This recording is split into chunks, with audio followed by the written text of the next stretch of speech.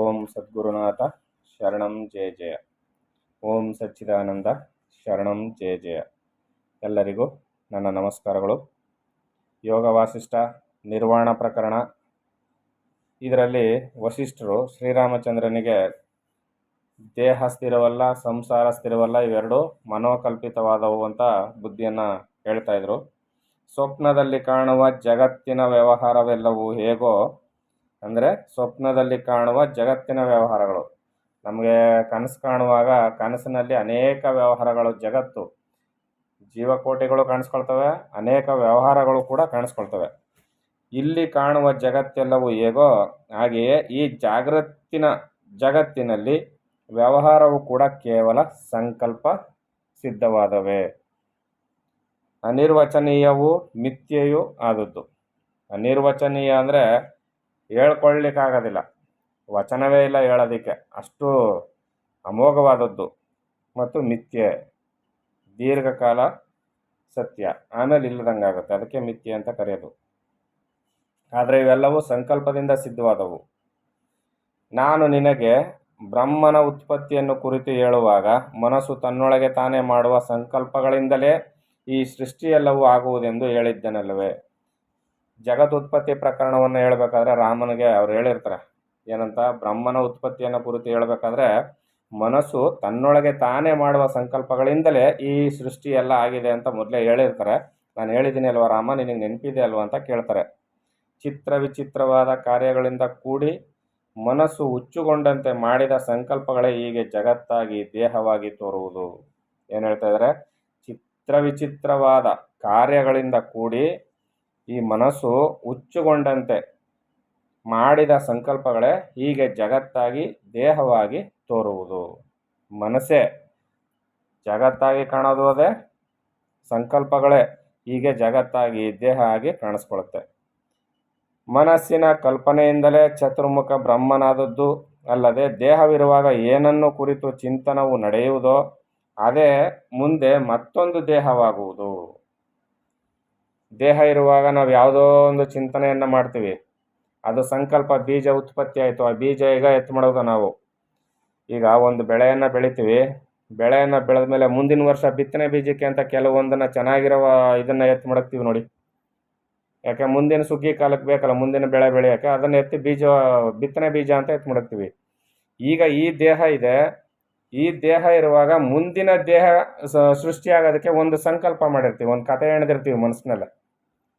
ಮನೋರಾಜ್ಯದಲ್ಲಿ ಒಂದು ಕಥೆಯನ್ನು ಸೃಷ್ಟಿ ಮಾಡ್ಕೊಂಡಿರ್ತೀವಿ, ಏನೇನೋ ಆಲೋಚನೆಗಳು ಮಾಡಿರ್ತೀವಿ. ನಾನು ಅರಮನೆ ಕಟ್ಟಬೇಕು, ನಾನು ವೀರನಾಗಿ ಹೋರಾಡಬೇಕು, ಅಥವಾ ನಾನೊಬ್ಬ ಸುಂದರನಾಗಿ ತಿರುಗಾಡಬೇಕು, ನಾನಾ ಥರದಲ್ಲಿ ಶೋಕಿಯನ್ನು ಮಾಡಬೇಕು. ಈ ರೀತಿ ಅನೇಕ ನಾವು ಮನೋರಾಜ್ಯದಲ್ಲಿ ಅನೇಕವಾಗಿ ಆಲೋಚನೆಗಳ ಮಾಡಿರ್ತೀವಲ್ಲ. ಈ ಒಂದೊಂದು ಆಲೋಚನೆಯು ಕೂಡ ಒಂದೊಂದು ಜನ್ಮಕ್ಕೆ ಬೀಜ, ಬಿತ್ತನೆ ಬೀಜ ಇದ್ದಂಗೆ. ಅದೇನಾಗುತ್ತೆ, ಹೋಗಿ ಮುಂದಿನ ಜನ್ಮಕ್ಕೆ ಬೀಜವಾಗಿ ನಮ್ಮ ಸಂಚಿತ ಕರ್ಮದಲ್ಲಿ ಸೇರ್ಕೊಳ್ಳುತ್ತೆ. ಅದನ್ನೇ ಇಲ್ಲಿ ಹೇಳ್ತಾ ಇರೋದು. ಮನಸ್ಸಿನ ಕಲ್ಪನೆಯಿಂದಲೇ ಚತುರ್ಮುಖ ಬ್ರಹ್ಮನ ಆದದ್ದು ಅಲ್ಲದೆ ದೇಹ ಇರುವಾಗ ಏನನ್ನ ಕುರಿತು ಚಿಂತನೆಯನ್ನು ನಡೆಯುವುದೋ ಅದೇ ಮುಂದೆ ಮತ್ತೊಂದು ದೇಹವಾಗುವುದು. ಅದರಿಂದ ಏನಾದರೂ ಆಲೋಚನೆ ಮಾಡಿ ಒಳ್ಳೆಯದನ್ನು ಮಾಡಿ ಅಂತ ಗುರುಗಳು ಹೇಳಿರೋದು. ಈಗ ಏನೂ ಆಲೋಚನೆ ಮಾಡಬೇಡಿ, ಮುಂದಿನ ದೇಹಕ್ಕೆ ಬೀಜವೇ ಇಲ್ದಂಗೆ ಆಗುತ್ತೆ. ಏನೂ ಆಲೋಚನೆ ಮಾಡಬೇಡಿ, ಮನಸ್ಸನ್ನು ಸ್ಥಿರವಾಗಿ ನಿಲ್ಲಿಸ್ಬಿಡಿ ಅಂದರು. ನಮ್ಮ ಕೈಲಿ ಅದು ಆಗೋದಿಲ್ಲ ಅಂತ ಕಂಡು ಬಂದಾಗ ಏನು ಹೇಳ್ತಾರೆ ಕೊನೆಗೆ, ಆಯ್ತಪ್ಪ ಒಳ್ಳೆಯದು ನಿನ್ನ ಕೈಲಿ ಆಗೋದಿಲ್ಲ ಅಲ್ವಾ, ಒಳ್ಳೆಯದನ್ನು ಆಲೋಚನೆ ಮಾಡು, ಸಾತ್ವಿಕತೆಯಿಂದ ಕೂಡಿರೋದನ್ನು ಆಲೋಚನೆ ಮಾಡು, ಆಗ ನಿನಗೇನಾಗುತ್ತೆ, ಶ್ರೇಯಸ್ಸು ಉಂಟಾಗುತ್ತೆ ಅಂತ ಇಲ್ಲಿ ಗುರುಗಳು ಹೇಳ್ತಾ ಇದ್ದಾರೆ. ಯಾಕಂದರೆ ಒಳ್ಳೆಯದನ್ನು ಆಲೋಚನೆ ಮಾಡಿದ್ರೆ ಏನಾಗುತ್ತೆ, ಒಳ್ಳೆಯ ಬೀಜವೇ ಉತ್ಪತ್ತಿ ಆಗುತ್ತೆ, ಆ ಬೀಜದಿಂದ ಒಳ್ಳೆಯದೇ ಬರುತ್ತೆ. ಮೊದಲಿನಿಂದಲೂ ಪ್ರವಾಹ ರೂಪವಾಗಿ ಬಂದು ದೃಢವಾಗಿ ಅಭ್ಯಾಸವಾಗಿ ಹೋಗಿರುವ ವಾಸನಾತಿಶಯ ಬಲದಿಂದ ಯಾವ ದೇಹವು ಸಿದ್ಧವಾಗುವುದೇ ಅದೇ ದೇಹದಲ್ಲಿ ಜನ್ಮವಾಗುವುದು.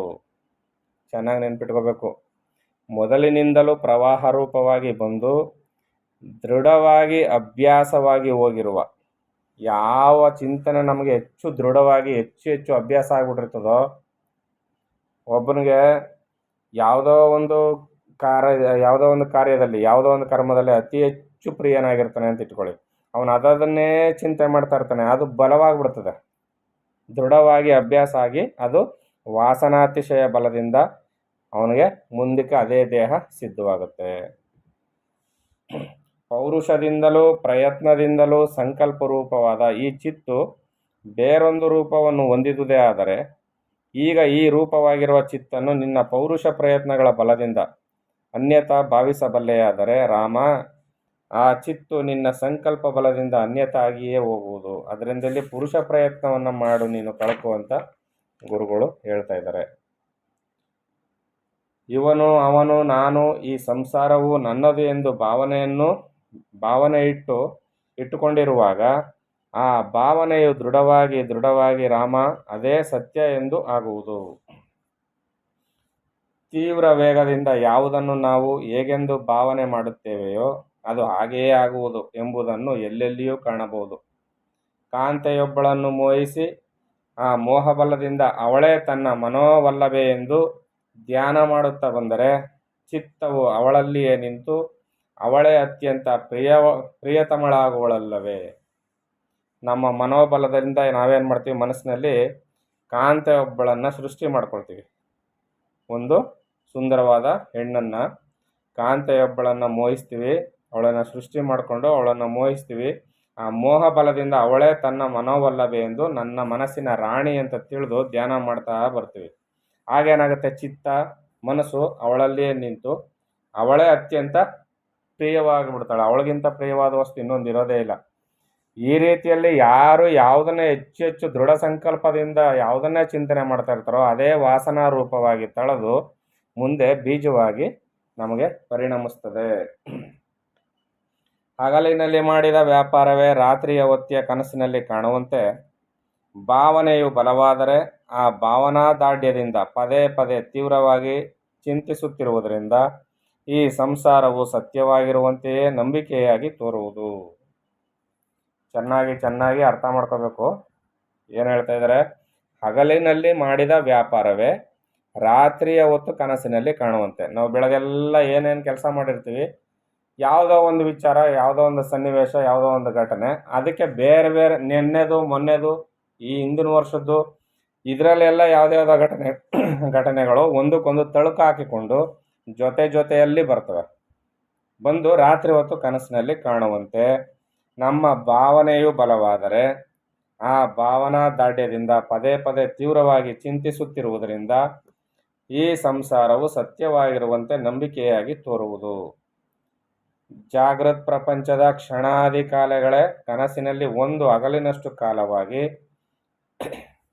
ಚೆನ್ನಾಗಿ ತಿಳ್ಕೊಳ್ಳಿ, ಜಾಗೃತ್ ಪ್ರಪಂಚದ ಕ್ಷಣಾದಿ ಕಾಲಗಳೇ, ಒಂದು ಕ್ಷಣ ಕಾಲ ಜಾಗೃತಿನಲ್ಲಿ ಎಷ್ಟು ಟೈಮ್ ಇರ್ತದೋ ಅಷ್ಟು ಕನಸಿನಲ್ಲಿ ಒಂದು ಹಗಲಿನಷ್ಟು ಕಾಲವಾಗಿ ಸ್ಥಿರವಾಗಿರುವಂತೆ ಕಾಣುವಂತೆ. ಈಗ ಹಗಲು ಒಂದು ಅರ್ಧ ಗಂಟೆ ಯಾವುದೋ ಒಂದು ಘಟನೆ ನಡೆದಿರ್ತದೆ. ಈ ಅರ್ಧ ಗಂಟೆಯಲ್ಲಿ ನಡೆದ ಒಂದು ಘಟನೆ ಕನಸಿನಲ್ಲಿ ಅದೇ ಒಂದು ರಾತ್ರಿಯಿಂದ ಬೆಳಗ್ಗೆವರೆಗೂ ನಡೀತದೆ. ಅದು ಅಷ್ಟು ಟೈಮ್ ತಗೊಳುತ್ತದು. ಹೇಗೋ ಹಾಗೆಯೇ ಚೆನ್ನಾಗಿ ಬಿಸಿಲಿನಿಂದ ಕಾದು ಹೋಗಿರುವ ಆಕಾಶದಲ್ಲಿ ತಾಪದ ಜಳದಿಂದ ಒಂದು ನದಿಯು ಇರುವಂತೆ ಕಾಣುವ ಹಾಗೆ ಭೂಮಂಡಲವು ವಾಸ್ತವ್ಯವಾಗಿಯೂ ಅಸತ್ಯವಾಗಿದ್ದರೂ ಸಂಕಲ್ಪ ಬಲದಿಂದ ಇದ್ದಂತೆಯೇ ತೋರುವುದು.